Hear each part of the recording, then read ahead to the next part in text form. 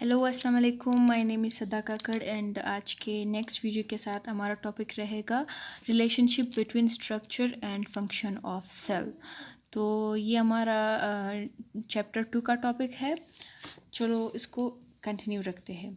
ये हमारा सेल का एक स्ट्रक्चर है। जो हमें पता है सेल जो है वो सर्कुलर शेप इसकी है। अब इसमें जो है हमारे पास 2 टाइप के मॉलिक्यूल्स आते हैं। एक हमारे पास स्मॉल मॉलिक्यूल है, दूसरा इसमें लार्ज मॉलिक्यूल है। जो स्मॉल मॉलिक्यूल है उसमें से जो हमारे बॉडी में हमारे लाइफ में स्मॉल मॉलिक्यूल में कार्बन जो है बहुत बड़ा रोल प्ले करता है, चाहे वो हमारे लाइफ में हो या हमारे बॉडी के अंदर ही हो।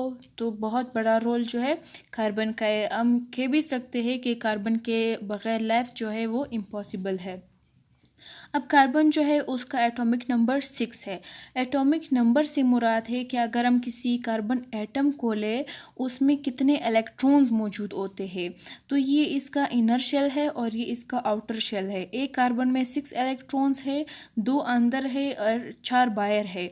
तो जो बाहर लास्ट शेल में जितने इलेक्ट्रॉन्स होते हैं उसको हम वैलेंसी भी बोलते हैं। तो 6 ये हो गए, 6 ये हो गए। अगर किसी एटम को स्टेबल रखना है अपने आप को तो उसको 2 रूल जो है वो फॉलो करने होंगे। एक होगा हमारे पास डुप्लेट रूल, दूसरा इसमें होगा ऑक्टेट रूल।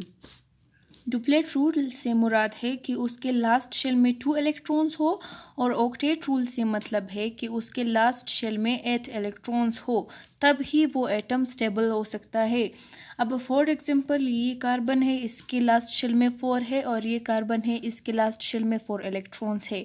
अगर ये शेयरिंग करेंगे एक दूसरे से, म्यूचुअल शेयरिंग यानी कोवेलेंट बॉन्ड बनाएंगे तो ये शेयर होगा। ये इलेक्ट्रॉन यहाँ पे भी काम करेगा, ये यहाँ पे भी काम करेगा, ये यहाँ पे भी काम करेगा, ये यहाँ पे भी काम करेगा। मींस ये चारों जो लास्ट में इलेक्ट्रॉन्स है एक दूसरे के शेल में रिवॉल्व करेंगे, यानी यहाँ भी 8 शो होंगे, यहाँ भी, तो ये भी स्टेबल हो जाएगा, ये भी, तो इनकी बॉन्डिंग बन जाएगी। अब ये 4 जब इधर शेयर हो जाएंगे तो 4 इसके है, 4 ये इधर मिल जाएंगे तो ये 8 हो गए। अब ये कार्बन स्टेबल है। तो स्टेबिलिटी इसीलिए हमारे पास आ जाती है और अब वो एटम जो है वो रोल प्ले करता है। अब कार्बन जो है वो हमारे पास हमारे बॉडी में हो चाहे जो भी हो वो चेन बनाता है और चेन के थ्रू ही वो आगे जो है वो बढ़ता रहता है।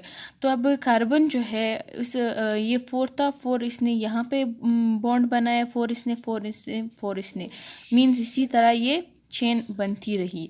अब कार्बन जो है वो क्या रोल प्ले करता है, एक तो ये हमारे बैकबोन्स में होता है, हमारा पूरा स्केलेटन है इसमें होता है, जो हमारा ढांचा है पूरा मतलब कार्बन से बना है। और बैकबोन लाजमी बात है कि स्केलेटन में हुआ तो बैकबोन में भी आएगा। और इसको हम जो है ऑर्गेनिक मॉलिक्यूल बोलेंगे, ये जो बैकबोन और स्केलेटन में होंगे। ऑर्गेनिक मॉलिक्यूल क्यों बोलेंगे? ऑर्गेनिक मॉलिक्यूल में सिर्फ हमारे पास कार्बन और हाइड्रोजन ये 2 एटम होते हैं, इनके अलावा कोई और एटम नहीं होता। तो जो कार्बन और हाइड्रोजन वाले एटम जहाँ पे होंगे वो ऑर्गेनिक मॉलिक्यूल कहलाएगा और हमारा बैकबोन और स्केलेटन जो है वो ऑर्गेनिक मॉलिक्यूल कहलाता है। ठीक है। अब इस स्मॉल मॉलिक्यूल में दूसरा हमारे पास आता है फंक्शनल ग्रुप। फंक्शनल ग्रुप भी एक छोटा मतलब स्मॉल ग्रुप होता है। जब वो किसी चेन के साथ मिल जाता है तो मतलब उसको ख़ास बना देता है। तो वो उसका जो काम करना होता है ये सब ख़ास तरीके से होता है। तो फंक्शनल ग्रुप जब हमारे पास चेन बनती रहती है वो वहाँ पे एक ख़ास कार्बन के साथ अटैच हो जाता है। फॉर एग्जांपल ये यहाँ पे फंक्शनल ग्रुप अटैच है तो ये इसको मतलब ख़ास बना देगा। जैसे कि यहाँ पे है एल्डिहाइड, कीटोन और कार्बोक्सिलिक एसिड, ये मैंने बनाया है, ये फंक्शनल ग्रुप अटैच हुए हैं। यानी ये कार्बन है, यहाँ पे हाइड्रोजन। अब सेंट्रल कार्बन पे ऑक्सीजन होगा तो उसके साइड वाले कार्बन के साइड पे एक हाइड्रोजन ज़रूर होना चाहिए, तभी वो हमारे पास एल्डिहाइड कहलाता है। यहाँ पे जो भी ग्रुप हो आर मतलब जो भी हो मर्जी हो तो फ़र्क नहीं पड़ता, लेकिन एक साइड पे हाइड्रोजन जो है वो लाजमी हो, तो ये हमारे पास एल्डिहाइड कहलाता है। ये हमारे पास एक फंक्शनल ग्रुप है।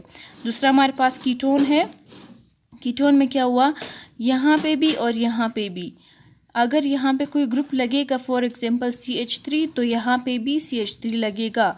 मीन ये दो जो ग्रुप होंगे ये दो सेम होंगे, तो वो हमारे पास कीटोन कहलाएगा। और फिर अगर हम सेंट्रल वाले कार्बन के साथ एक साइड पे OH ज़रूर लगा हो और एक साइड पे मतलब नामालूम हो, कोई भी ग्रुप हो, यहाँ पे OH ज़रूर लगा हो, तो वो एसिड कैटेगरी में आता है। और इसका नाम जो है वो कार्बोक्सिलिक एसिड है, क्योंकि ये कार्बन वाले एसिड है।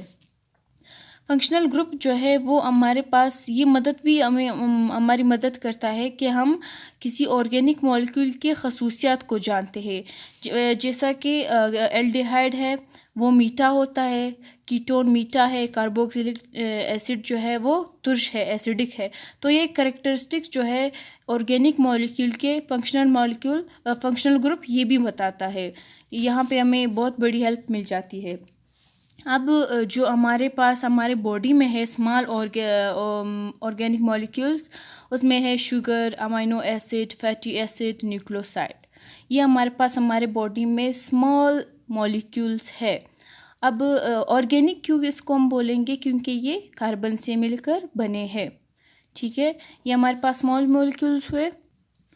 अब ये कार्बन और हाइड्रोजन से मिलकर बने हैं ये वाले भी, तो इसको हम लोग ये भी बोल सकते हैं कि ये हाइड्रोफोबिक है। मींस ये वाटर सोल्यूबल नहीं है, ये वाटर हेटिंग है। अब ये हाइड्रोफोबिक हुए। अब आगे जाएंगे, अगर किसी सेंट्रल एटम पे हमारे पास ऑक्सीजन है, यहाँ पे ग्रुप है, और यहाँ पे कोई आयोनाइज्ड ग्रुप अगर लग जाए तो ये मॉलिक्यूल जो है वो आयोनाइज हो जाएगा, और तब इस सिचुएशन में ये हमारे पास वाटर सोल्यूबल हो सकता है, और इसको हम हाइड्रोफिलिक बोलेंगे, यानी वाटर लविंग। अब ये वाटर में डिज़ोल्व हो सकता है, सब कुछ हो सकता है वाटर में। अब तो ये वाटर लविंग और वाटर हेटिंग, हाइड्रोफिलिक, हाइड्रोफोबिक, इसी कैरेक्टरिस्टिक को हम ऑर्गेनिक और इनऑर्गेनिक मॉलिक्यूल के थ्रू भी याद कर सकते हैं। अब इसमें सेकंड हमारे पास आता है लार्ज मॉलिक्यूल, वो हुआ small molecule. Large organic molecule क्या होते हैं, जब हमारे पास छोटे छोटे स्मॉल मॉलिक्यूल्स, फॉर एग्जांपल यहाँ पे मैंने अमाइनो एसिड बनाए हैं, जो हमारे पास प्रोटीन बनने का अमल होता है, वो हमारे पास अमाइनो एसिड जो है वो छोटे छोटे आके अमाइनो एसिड मिल जाते हैं, तो हमारे पास बड़ा प्रोटीन बन जाता है। अब ये अमाइनो एसिड हमने लिए है, इसको हम स्मॉल यूनिट भी बोलेंगे और इसको हम बायोलॉजिकल वर्ड में मोनोमर्स भी बोलेंगे। अब ये मोनोमर जब मिल जाएंगे तो ये एक बड़ा सा मॉलिक्यूल बना लेंगे। इस मॉलिक्यूल को हम पॉलीमर बोलते हैं। पॉली का मतलब होता है मैनी, मर का मतलब होता है पार्ट, और इसको हम मैक्रोमोलिक्यूल भी बोलते हैं। तो इसके दो नाम हुए, मैक्रोमोलिक्यूल प्लस पॉलीमर्स, दोनों में कोई भी ले सकते हैं। अब हमारे पास जो हमारे पास सेल में है, हमारे पास सिर्फ 4 क्लास के बड़े मॉलिक्यूल्स है। अब हम हमारे बॉडी में हम लेंगे तो सिर्फ 4 क्लास के बड़े मैक्रोमोलिक्यूल मिलेंगे।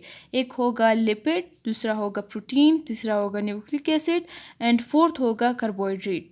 सो ये था लार्ज मॉलिक्यूल और वो था स्मॉल ऑर्गेनिक मॉलिक्यूल। अब ये था कि स्ट्रक्चर और फंक्शनल इनका मतलब क्या रिलेशनशिप है, ये दोनों हमने पढ़े। तो नेक्स्ट वीडियो में इसका जो न्यू टॉपिक होगा वो कंटिन्यू रखेंगे, चैप्टर 2 बायोलॉजिकल मॉलिक्यूल्स के। तब तक सब्सक्राइब कीजिए मेरा चैनल एंड लाइक कीजिए मेरी वीडियोस, ताकि मेरी जितनी भी न्यू अपलोड वीडियोस है वो आप तक पहुंच जाए। थैंक यू, अल्लाह हाफिज़।